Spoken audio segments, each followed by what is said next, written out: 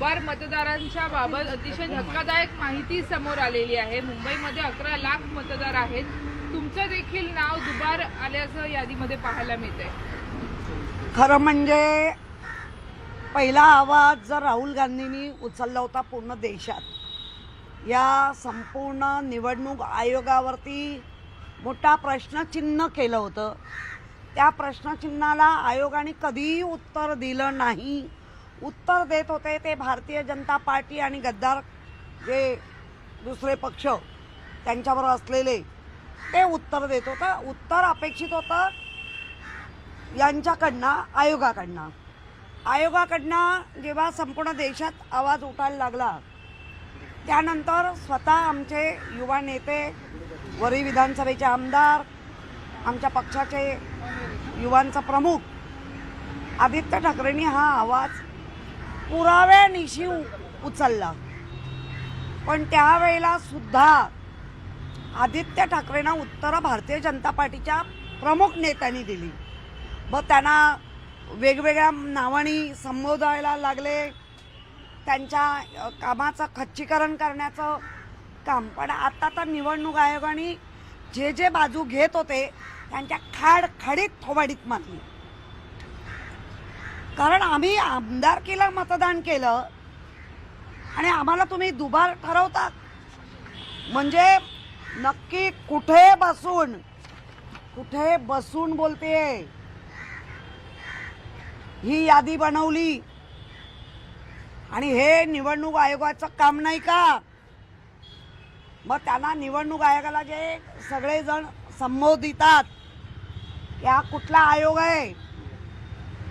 आणि त्यांच्या भाषेत मी बोलते, मी माझी भाषा नाही, या भांडी घासा आयोग आहे। मग अशा पद्धतीने तुम्ही येऊ, म्हणजे माझं नाव नाही तर मी एक जागरूक नागरिक आहे। मतदानाच्या वेळेला तुम्ही आम्हाला दुबार म्हणून बाहेर पण काढू शकता। म्हणजे सगळे अधिकार तर हळूहळू काढून घेतातच आहेत। खरं म्हणजे आज संविधान दिन आहे। मी त्या संविधान दिनाला सॅल्यूट करून, नमन करून त्याचं स्वागत करते। संविधान आहे, परमपूज्य डॉक्टर बाबासाहेबांना सॅल्यूट आहे का ते त्यांनी दिलं या देशाला, लोकशाही दिली। पण आज त्या संविधानाचा तर अपमान होतोच आहे, पण त्याचबरोबर ठोकशाही येते।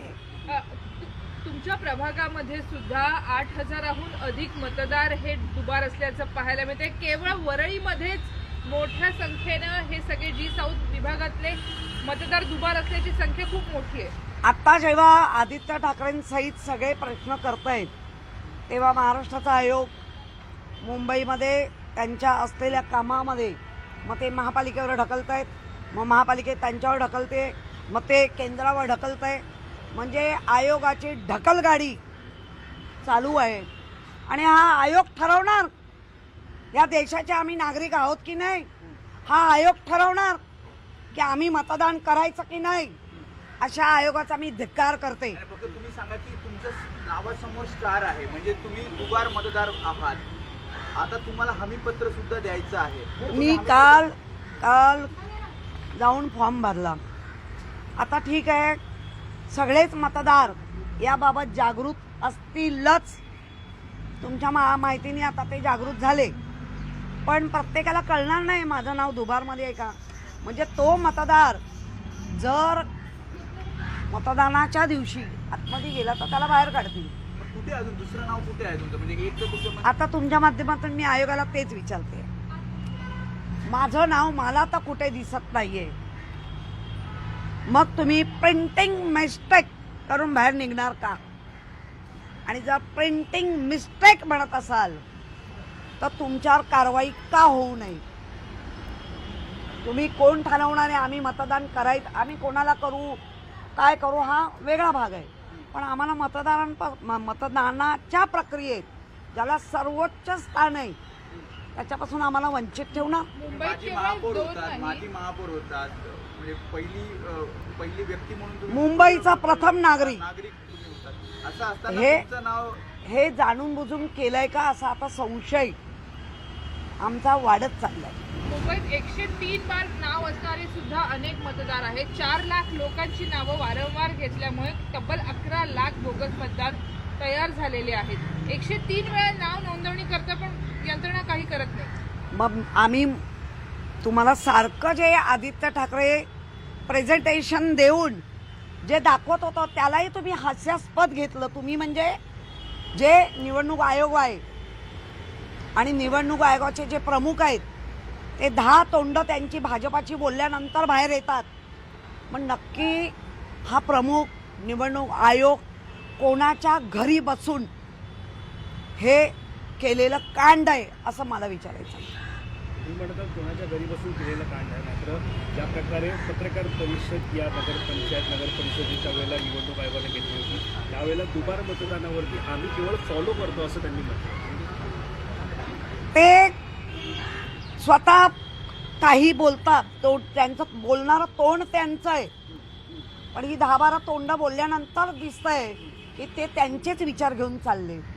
आणि जर असा आयोग असेल तर देशाची लोकशाही टिकून राहील का हा प्रश्न आता देशाला, महाराष्ट्राला, मुंबईला पडलेला नागरिकांना आहे. पहिल्या टप्प्यातल्या मतदानासाठीचे आता दुबार अंतिम मतदानाचा इतका गोळ असताना निवडणुकीची घाई सुद्धा होताना पाहायला मिळतं. ज्या प्रकारे नगर परिषद नगरपंचायत जाहीर झाल्या त्यामुळे ज्या पद्धतीने लोकसभा झाल्यानंतर खडखडून जागं झालेलं आणि खडखडून जागं झाल्यानंतर खडबडून गडबड केलेलं आणि गडबड झाली आहे म्हणून गोंधळात निवडणुका पार पाडायच्या आहेत हा मनसुबा आहे.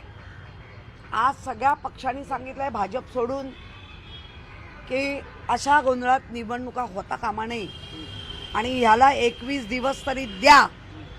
हा गोंधळ आम्ही तुमच्याबरोबर राहून पार करू, पण आता ते 21 दिवस देतात का बघायला पाहिजे. आता एकीकडे आपण बघितलं तर महायुतीचे नेते हे मैदानात उतरून आपल्या पक्षासाठी मतं मागत आहेत. महाविकास आघाडीचे किंवा शिवसेनेचे मोठे चेहरे मात्र या स्थानिक पातळीवरच्या निवडणुकीमध्ये काहीसे दिसत नाहीत, एकत्र दिसत नाहीत विशेष करून. नाही असं काही नाही आहे. प्रत्येकजण आपला जो वॉर्ड ज्याला म्हणतो किंवा काम केलेला भाग तिथे तळ ठोकून आहेत. ह्यांच्यासारखी खोटं बोल पण रेटून बोल हे कार्यक्रम आम्ही करत नाही.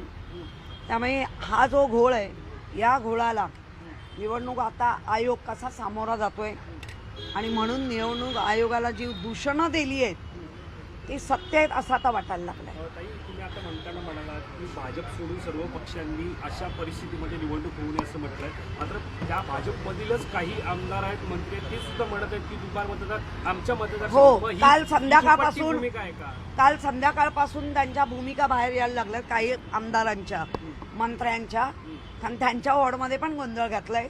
आणि जास्त तो गोंधळ म्हणजे आत्ता बरोबर जे दिसतंय ते शिंदे ग्रुपमधनं आलेल्या आमदारांमध्ये फार मोठा गोंधळ करून ठेवलाय. एक वेगळा प्रश्न आहे. मुंबई महानगरपालिकेकडून एक नवीन नियमावली जाहीर करण्यात आलेली आहे. फॅमिली डॉक्टरला मृत्यू नोंदणीसाठी आता स्वतः महानगरपालिकेमध्ये जावे लागणार, त्यामुळे अनेक फॅमिली डॉक्टर हे वैतागलेले आहेत. त्यांचा दवाखाना बंद करून त्यांना जावं लागतं. खरं म्हणजे काही निर्णय जे होत आहेत महानगरपालिकेमध्ये ते लोकांना त्रासदायकच आहे. म्हणजे मृत्यूचं सर्टिफिकेट द्यायचं की नाही एवढे डॉक्टर रिकामी असले पाहिजे ना, कारण त्यांचा स्वतःचा एक व्यवसाय आहे. एक बुक दिल्यानंतर एंट्री होते, त्या एंट्रीनंतर त्या बुकच्या प्रत्येक पेजचं कोणाला दिली ती एंट्री ते महिन्याअखेरी कळवतात. मग तुम्हाला डॉक्टर का पाहिजे? म्हणजे सरसकट जो लेबर आहे त्यापासून ते अगदी उच्च डॉक्टरांपर्यंत छळणूक आहे. आपण बघतोय राणीच्या बागेतील शक्ती वाघिणीचा मृत्यू झाला. 1 आठवड्यानंतर शक्ती वाघ वाघाचा मृत्यू झाला. जवळपास 8 दिवस